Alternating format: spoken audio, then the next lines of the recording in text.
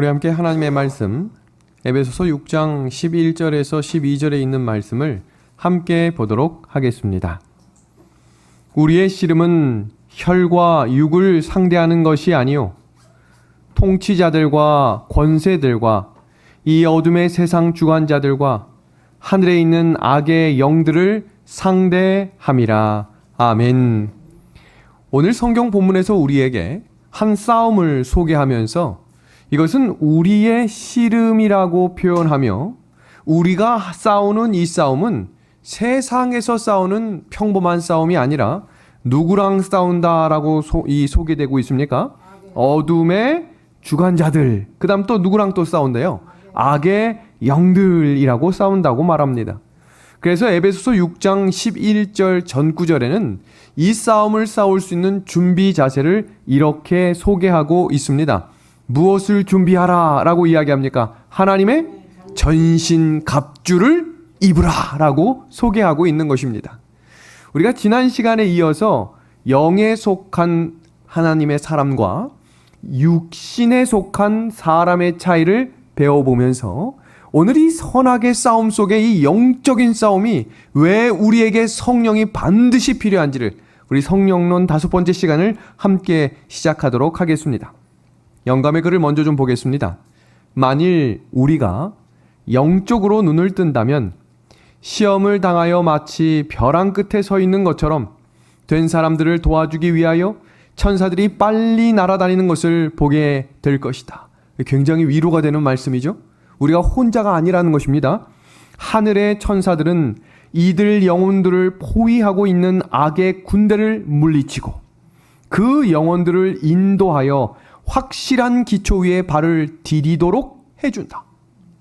이 두 군대 사이에서 벌어지고 있는 싸움은 세상의 군대들이 싸우는 것처럼 실제적이며 그 영적 투쟁의 결과에 무엇이 달려있다라고 소개합니까? 다 같이 읽습니다. 시작. 영원한 운명이 달려있다. 그러니까 영적인 싸움은 그냥 허투루 싸우시면 안 되고 정말로 철저한 준비로 하나님이 뭘 입고 싸우라고 우리에게 명령하셨어요? 하나님의 전신 갑주를 반드시 입으셔야 하는 것입니다. 그 하나님의 영적인 갑옷을 입고 싸웠던 대표적인 인물이 성경에 등장하고 있는 다윗이라고 하는 인물입니다. 많은 사람들이 다윗하면 골리앗과의 싸움을 인상적이게 기억하지만 다윗이라고 하는 이름의 뜻에서 하나님이 왜 다윗을 선택하셨고 다윗을 통해 이루시고자 하시는 역사적인 사실이 무엇인지를 확인할 수 있습니다. 다윗의 이름의 뜻 볼까요? 사랑받는 자. 다음 또 뭐라고 되어 있습니까? 주님께서 택하신 사람이라고 말합니다. 여러분, 다윗 시대에 왜 하나님께서 복을 주셨는가 하면 특별한 지도자가 있었기 때문이 아닙니다. 다윗 때문이 아니에요. 성경은 뭐라고 이야기하냐면 다윗 시대는 백성들도 다윗처럼 하나님을 사랑했다 이렇게 되어 있어요. 그러니까 하나님께서 다윗 시대에 복을 주셨던 이유는 다윗 때문이 아니었어요. 다윗을 통해 함께 지내던 백성들 모두가 한 마음으로 하나님을 경외하며 사모하는 인생을 살았기 때문입니다. 성경 시편 21편 1절과 2절의 말씀입니다. 여호와여, 왕이 주의 힘으로 말미암아 기뻐하며 주의 구원으로 말미암아 크게 즐거워하리이다. 그의 마음이 소원을 들어주셨으며 그의 입술의 요구를 거절하지 아니하셨나이다. 이 구절은 다윗이 하나님을 믿고 찬송함을 감사합니다라고 백성들이 지금 찬양 부르는 노래예요. 근데 이어지는 장면 13절 다 같이 읽어보겠습니다. 백성들의 고백입니다. 읽어볼까요? 여호와여, 시작. 여호와여, 주의 능력으로 높임을 받으소서. 우리가 주의 권능을 노래하고 찬송하게 하소서. 아멘. 왜 은혜가 됩니까? 다윗이 혼자 기도한 내용이 시편이 아니에요. 하나님을 사랑하고 하나님을 진실로 따르는 백성들의 찬양을 옮겨 적은 찬양이 시편 21편입니다. 다윗처럼 하나님을 더 깊이 사랑하는 백성들이 오늘 우리 이 교회를 찾으신 믿음의 하늘 가족들과 제가 되기를 간절히 소망합니다. 시편은 우리가 아는 것처럼 다윗이 슬프고 어렵고 낙담해서 기록한 시편만 있는 것이 아니라 하나님을 사랑하는 하나님의 백성들이 찬양을 부르는 그 소리를 듣고 다윗이 이거다, 이렇게 감동적인 찬양이 어디 있어 하고 기록한 찬양도 시편에 기록되어 있습니다. 시편 20편과 21편은 연결된 챕터인데요. 시편 20편은 왕이 전쟁에 나가기 전에 드리는 기도문이고, 시편 21편은 왕이 전쟁에서 돌아온 후 드리는 기도입니다. 그래서 이 장면을 하나하나 살펴보시면 전쟁에 나가기 전에 어떤 기도를 드리겠습니까? 전쟁에 나가면 일단 생명이 위협받기 때문에 하나님, 나의 삶을, 나의 목숨을, 나의 이 전쟁을 붙들어 주십시오 기도하겠죠. 인도에 대한 기도를 합니다. 그 기도를 드렸던 다윗과 그의 백성들에게 승리를 주셨고, 그럼 21장에는 그 승리했을 때 세상의 왕들은 잔치를 벌이고 개선문을 통과하며 노예들을 다 죽이기 시작하고 자기의 권위를 높이지만, 지금 하나님의 은혜 가운데 승리했다라고 믿는 이 백성들은 누구에게 영광을 돌릴까요? 하나님께 찬양하며 드리는 시가 시편 21편입니다. 제가 오늘 왜 성령에 대해 이야기를 시작하면서 왜 이 시편 21편에 초점을 맞추는가? 성령의 이끌림을 받는 사람들의 특징이 시편 21편에 기록되어 있기 때문입니다. 하나님께서 다윗을 선택하신 이유가 있습니다. 그 이유는 다윗을 통해 하나님의 뜻을 드러내시기 위함이에요. 하나님의 뜻을 드러낼 수 있는 그리스도인은 하나님과 뜻이 같은 사람이어야 합니다. 이해되시죠? 하나님의 뜻이 드러나는 사람은 하나님의 생각과 하나님이 기쁘시게 하는 일들을 나도 기뻐하는 사람이 되어야만 하나님이 그를 통해 뜻을 이루실 수 있다라고 이야기합니다. 여러분, 하나님이 우리를 이 자리에 불러주신 것 인정하십니까? 하나님이 나에게 건강을 주신 것 인정하십니까? 그렇다면 그 하나님의 부르심에는 두 가지 뜻이 있습니다. 하나씩 살펴봅니다.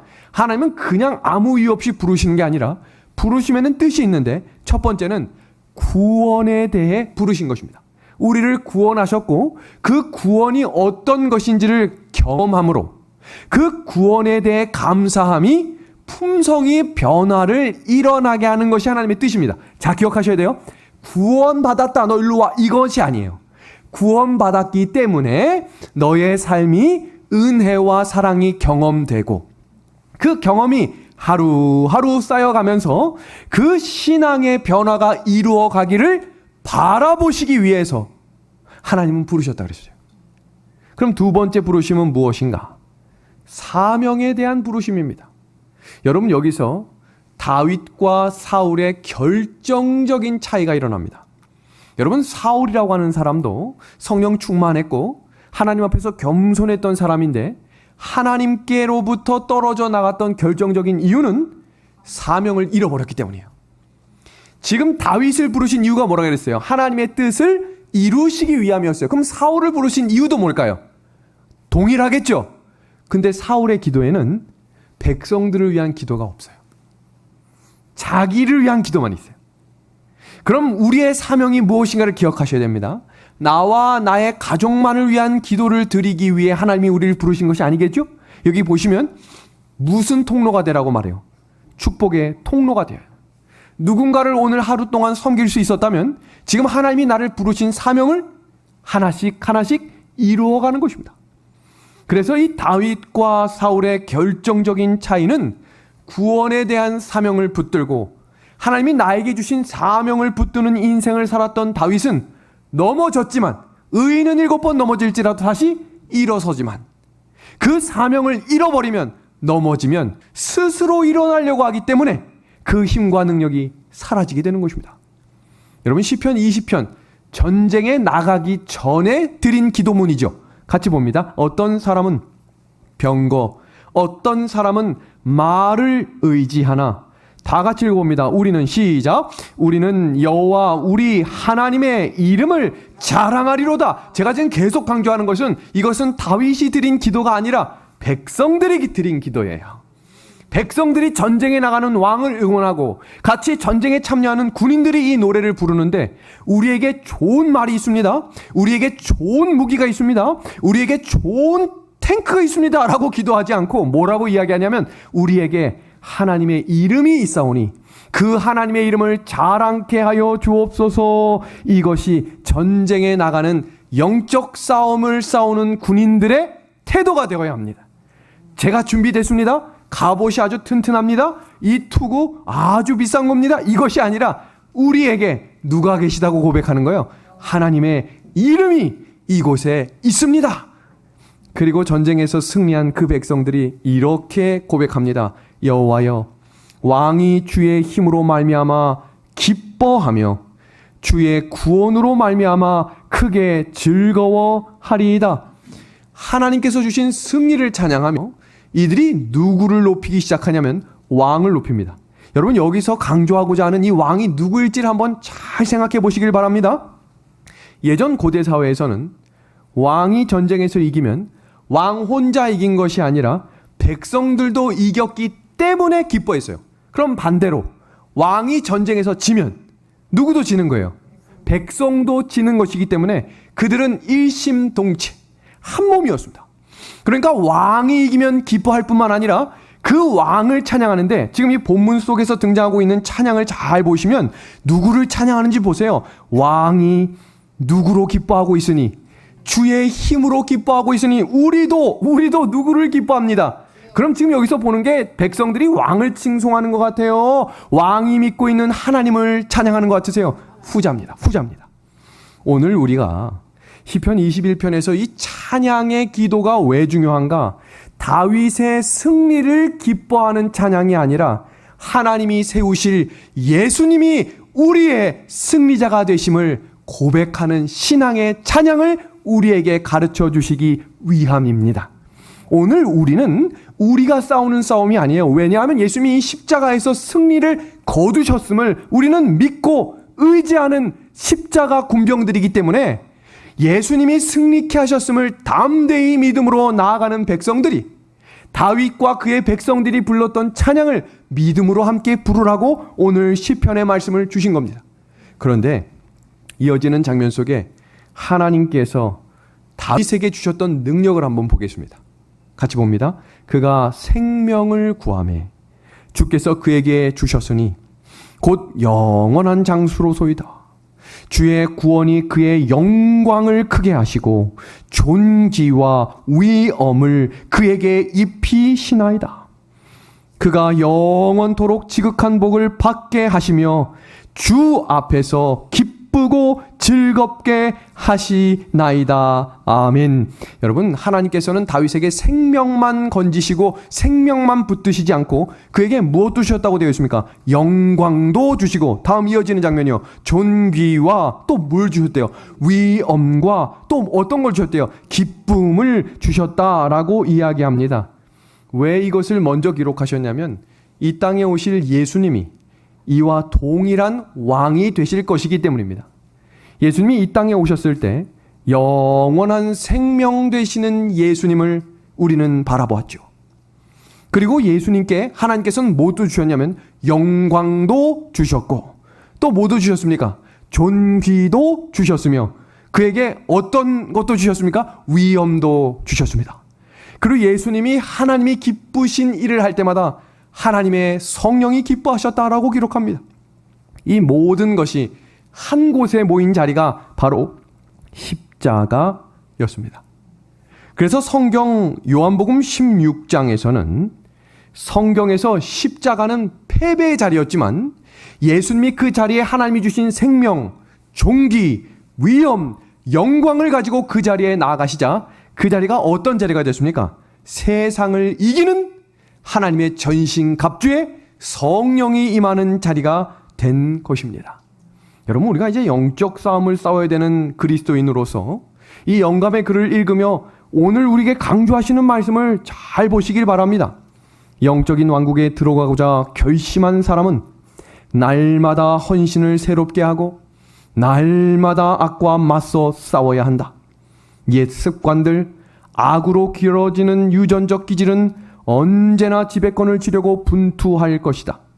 이것들에 대하여 그리스도인은 언제나 경계하여야 하며 그리스도의 능력으로 승리하고자 뭐라고 되어 있습니까? 분투는 뭐냐면 있는 힘을 다해야 한다라고 이야기합니다. 그리고 노력해야 해야 한다라고 소개하고 있습니다. 지난 시간에 배웠던 내용이죠. 지난 시간에 배웠던 내용을 이 장면을 보시면 이제 생각날 겁니다.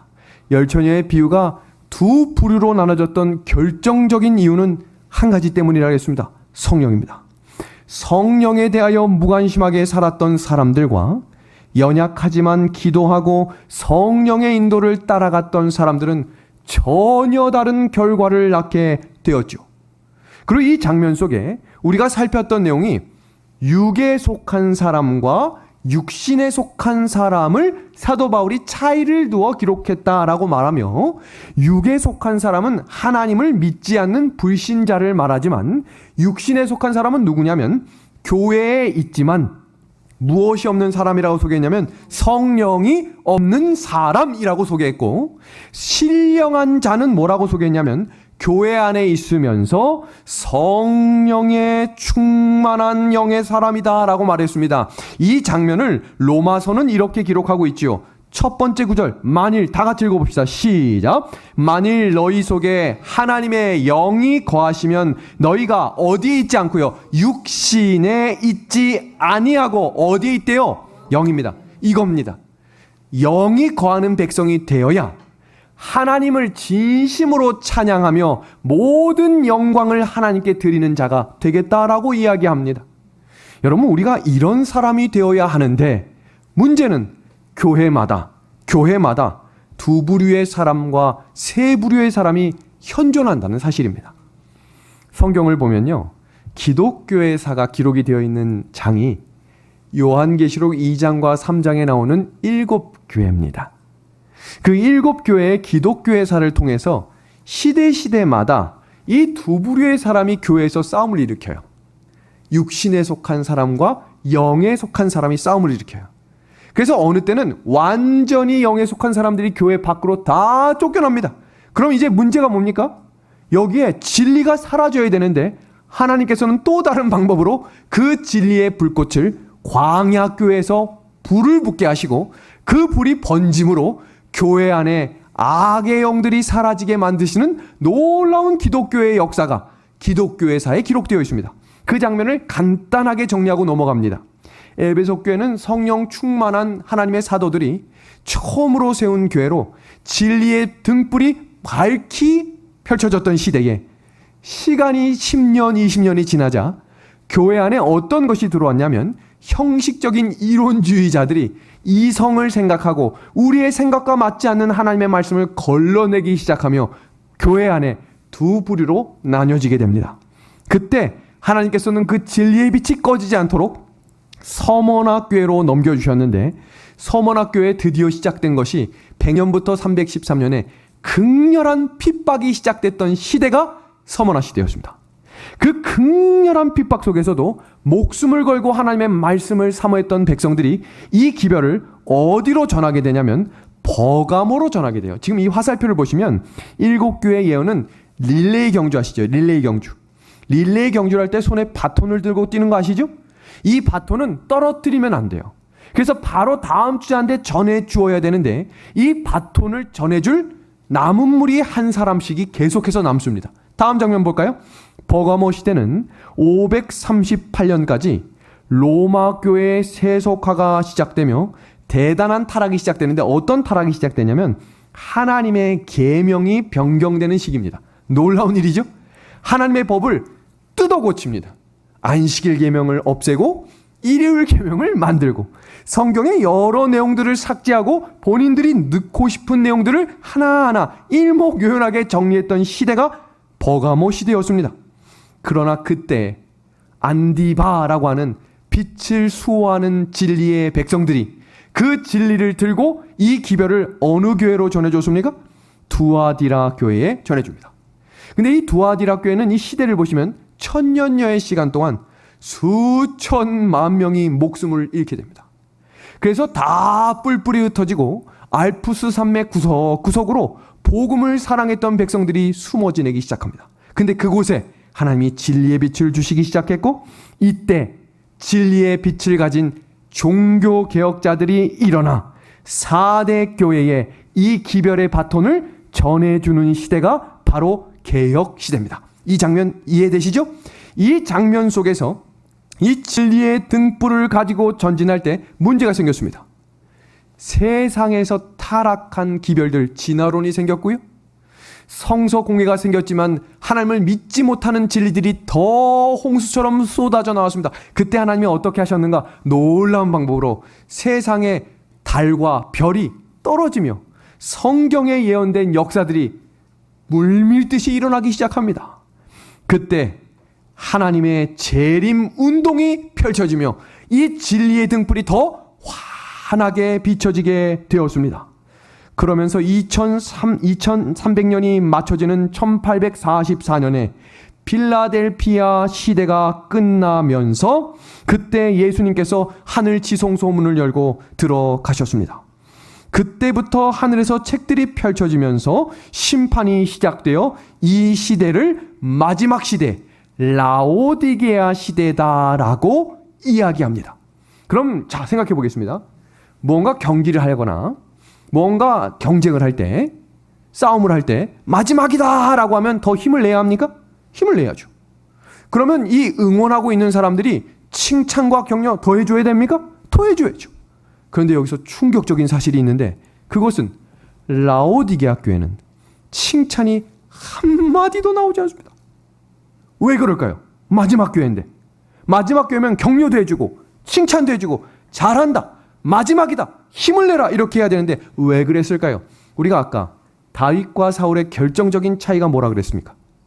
사명을 잃어버렸다 그랬죠. 라오디게아 교회가 사명을 잃어버려 교회 존재 자체의 이유가 사라졌기 때문에 칭찬할 게 없는 거예요. 사명을 다하다가 지치면 일으켜줍니다. 사명을 다하다가 넘어면 힘을 줍니다. 근데 문제는 사명을 다하는 성도가 사라진 교회가 라오디게아 교회라는 사실입니다. 그러면서 이 라오디게아 교회에 글을 쓰시는 예수님의 모습을 창조의 근원이신 예수님으로 소개하며 그 창조주 하나님께서 울려 퍼지는 새 천사의 기별, 첫째 천사의 기별이 이렇게 연결이 되는 것입니다. 그가 큰 음성으로 이르되 하나님을 두려워하며 그에게 영광을 돌리라. 이는 무슨 시간이 왔다라고 말합니까? 심판의 시간이 이르렀음이니 하늘과 땅과 바다와 물들의 근원을 만드신 이를 뭐하라고 말해요? 경배하라라고 말합니다. 여러분, 하나님께 영광을 돌려야 되는 이유가 뭐냐면 심판하실 시간이 왔는데 그 심판하실 시간에 해야 할 일을 하나님을 경배하라라고 이야기하며 그 하나님을 창조주 하나님이라고 이야기합니다. 왜 그랬을까요? 안식일이 사라진 시대입니다. 일요일이 더 강조되는 시대입니다.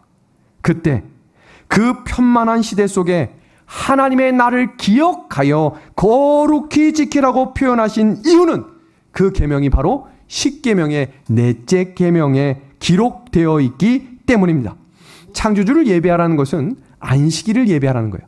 여러분, 우리 교과 시간이나 여러 성경 공부 시간에 여러 번 공부하셨지만 제가 오늘은 아주 지금 땀을 흘리면서 아주 집중적으로 가르치는 이 내용은 라오디게아 교회와 아주 긴밀히 연결되어 있기 때문에 한번 자세히 이번 기회에 라오디게아 교회에 드시는 편지가 나에게 주시는 편지라고 생각하면서 하나하나씩 잘 정리해 보시길 바랍니다. 자, 그러면 십계명의 넷째 계명 전문을 봅니다. 안식일을 기억하여 거룩히 지키라. 넷째 계명에는요, 창조주 하나님과 피조물과의 관계가 기록되어 있는 유일한 계명입니다. 그리고 이 넷째 계명을 분석해 보시면 심판을 앞두고 왜 창조주를 경배하라고 했을까? 여러분, 심판의 기준이 무엇입니까? 심판은 기준이 있어야 돼요. 기준. 심판의 기준이 뭡니까? 계명입니다. 그래서 그 안에 안식일을 왜 거룩히 지키라고 하셨냐면 하나님이 지키셨기 때문입니다. 잘 들으십시오. 하나님을 예배하는 사람은 하나님이 뜻하시는 날과 일치되는 날을 거룩히 지켜야 하나님께서 받으시는 합당한 예배를 드리게 될 것입니다. 그래서 라오디게아 교회의 지금 가장 긴급한 문제는 긴급한 시간에 잠들어 있다는 겁니다. 여러분, 이게 왜 위험한 것이냐면 성경의 가장 마지막 예언이 이루어지기 직전에 교회에서 예언에 대한 관심이 사라지면 라오디게아 교회가 되겠다고 영감의 글은 말합니다. 그래서 교회 안에 예언의 말씀이 계속해서 울려 퍼지게 우리가 매기 교과마다 반복해서 우리가 4기 중에 한 번은 예언의 말씀을 매년마다 배우고 있습니다. 그 이유가 무엇이냐면 예언이 사라진 교회는 라오디게아 교회가 될 수밖에 없기 때문입니다. 그래서 라오디게아 교회를 왜 책망하시는지 그 책망의 이유를 이렇게 소개하고 있습니다. 다 같이 첫 문장 읽어봅니다. 내가 시작. 내가 내 행위를 아노니 내가 차지도 아니하고 뜨겁지도 아니하도다. 여러분 왜 그런가? 지금 이렇기 때문에 맨 마지막 문장에 차거나 뜨겁지 않으면 뭐 해내겠다고 표현하고 있습니까? 토해내겠다라고 말합니다. 그 이유는 다음과 같습니다. 차라리 차가워져서 밖으로 나가면 양심의 가책이라도 줄 텐데 중간에 서 있기 때문에 어느 때 되면 여기 있고 어느 때 되면 여기 있으니까 양심의 가책을 느끼는 시기가 사라져버려요. 그러니까 이 중간이라는 것이 왜 위험하냐면 이것도 저것도 아닌 상태가 됩니다. 성령께서 양심에 호소하기 어려운 상태가 됐기 때문에 문제는 무엇이냐면 예수님께서 너무너무 안타깝게 보고 계시는 교회가 라오디게아 교회라는 겁니다. 라오디게아 교회를 왜 토해낸다고 하셨을까? 중요한 말씀입니다. 하나님의 말씀이 무엇인지 알지만 순종하지 않고 죄가 무엇인지 알지만 포기하지 않으면 세상과 거룩함 중간에 서서 무엇이 옳은지를 알긴 알지만 선택을 뒤로 미루기 시작하면 라오디게아 교회가 되겠다고 말합니다. 그래서 이 백성들은 어떤 특징이 있나 볼까요? 스스로가 부족한 것이 없다고 생각합니다. 이 정도면 됐다. 그 다음 아주 중요한 것은 스스로가 알지를 못합니다. 뭘 알지 못하냐면 자신이 가난한 것도 자신이 눈먼 것도 자기가 벌거벗은 것도 모르게 됩니다. 그러면 어떤 일이 일어날까? 공고하고 가련하다라고 외쳐지게 될 것입니다. 예수님께서 왜 라오디게아 교인들에게 공고하고 가련하다라고 이야기하셨을까요? 그 이유는 다음과 같습니다. 자기 만족에 취해 있는 사람들이면 누군가가 부족하다고 날 때 화가 납니다. 왜냐하면 나는 스스로가 만족스러운데 자꾸 부족하다고 누가 이야기하면 화가 나는 것입니다. 두 번째는 자기가 흰 옷을 입었다고 착각을 합니다. 문제는 뭐냐면 본인은 벌거벗고 있는데 옷을 입고 있다고 착각합니다. 왜냐하면 성경은 뭐라고 되어 있냐면 취했기 때문이다 그랬어요. 뭐에 취한 걸까요?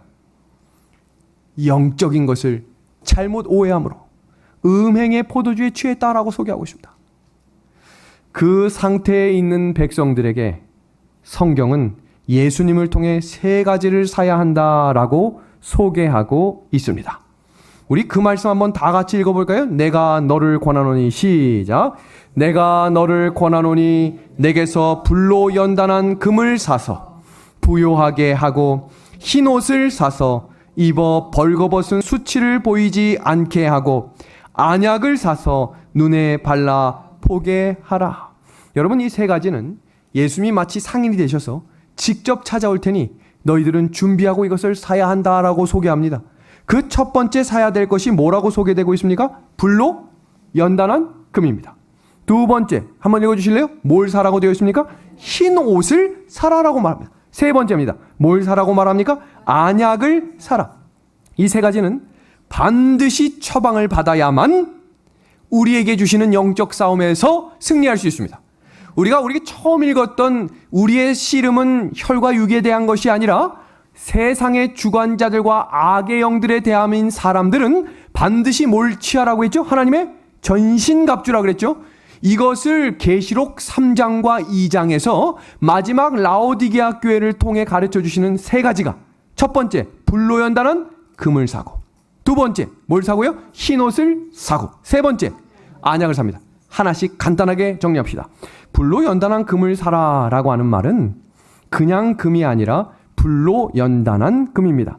베드로전서 1장 7절입니다. 너희 믿음의 시작. 너희 믿음의 확실함은 불로 연단하여도 없어질 금보다 더 귀하다라고 말합니다.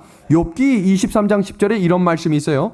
내가 가는 길을 그가 나를 달려산 후에는 내가 무엇처럼 되어 나오겠다 말합니까? 순금처럼 되어 나오겠다라고 말합니다. 이것은 세상에서 파는 금이 아니라 시험과 고난을 통해 연단받아짐으로 순결해진 믿음을 의미합니다. 다시 정리합니다. 고난과 시험 속에서 그것을 통과하면서 얻어지는 순결한 금입니다. 여러분, 이 성경 다니엘 3장에서 두라 평지에 이 세 친구가 왕의 명령을 거절하자, 이 거절한 이유가 중요한데 자기 고집 때문이 아니죠. 자기 신념 때문도 아닙니다. 무엇 때문입니까? 하나님의 말씀에 충성하기 위함입니다. 그때 그들에게 온 것은 믿음의 풀무불에 들어가게 되었습니다. 여러분, 여기서 중요한 사실은요, 믿음의 풀무불에 들어가야 예수님을 만날 수 있습니다. 예수님을 만나기 원하시는 분들은 믿음의 풀무불에 들어갈 준비를 하시기를 간절히 소망합니다. 불로 연단한 금을 받는 방법은 정확합니다. 하나님의 말씀에 충성하며 전진할 때 사탄이 주는 시련과 고난을 통과하면서, 여기서 중요한 것은요, 그들이 여러 불순물들로 묶여 들어갔지만 그 풀무불 속에 들어가서 사라진 것은 밧줄만 끊어지고 더 온전한 믿음으로 회복되었다는 사실입니다. 이것이 불로 연단한 금을 사는 자리입니다. 그러니까 우리에게 필요한 것은 뭐예요? 순교자의 정신. 하나님의 말씀이라면 나의 모든 것을 드리고 내가 전진하겠다. 하나님께서는 그 백성들을 지켜주실 것입니다. 여러분, 두 번째입니다. 흰옷을 사라라고 하는 구절의 의미를 살펴보겠습니다. 예수께서 라오디게아 교인들에게 흰옷을 사라고 명령하신 이유는 무엇이냐면, 성경 말씀 계시록 3장에 이렇게 말씀합니다. 뭘 알지 못하기 때문이다 라고 말해요. 벌거벗은 것을 알지 못한다. 그러니까 지금 이 상태가 뭐예요? 벌거벗었으니 뭘 입으라는 거예요? 흰옷을 입어야 한다라는 말입니다. 이 구절을 설명하기 위해 성경 마태복음 7장에서는 이렇게 기록됩니다. 나더러 주여 주여 하는 자마다 다 천국에 들어갈 것이 아니요 다만 하늘에 계신 내 아버지의 뭐하는 사람이요, 뭐하는 사람? 뜻대로 하는 사람만이라고 말합니다. 여러분 잘 보세요. 이 전에 교회에 있었던 사대 교회는 이렇게 말씀하셨어요. 더러운 옷을 입었다. 깨끗하게 해야 된다. 근데 라오디게아 교회는 옷조차를 뭐 하고 있는 거예요? 안 입고 있어요. 안 입고 있어요. 그러니까 이 사람들은 옷이 필요한 사람인데, 지금 이 마태복음 7장은 어떤 장면이냐면, 잘 들으십시오. 이 사람들은 예수님으로부터 성령의 능력을 받았던 사람들이에요. 그래서 귀신을 고쳤던 능력을 경험했던 사람인데, 문제가 뭐예요? 한 번은 고쳤는데 그 다음부터 안 되는 거예요.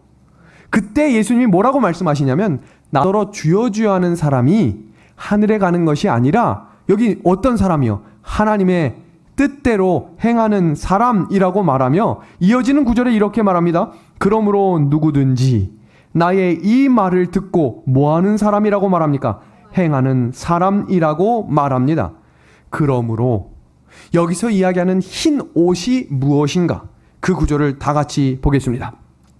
그에게 빛나고 깨끗한 세마포 옷을 입도록 허락하셨으니, 이어지는 말씀 같이 읽어주시겠습니까? 이 세마포, 시작. 이 세마포 옷은 성도들의 옳은 행실이로라 하더라.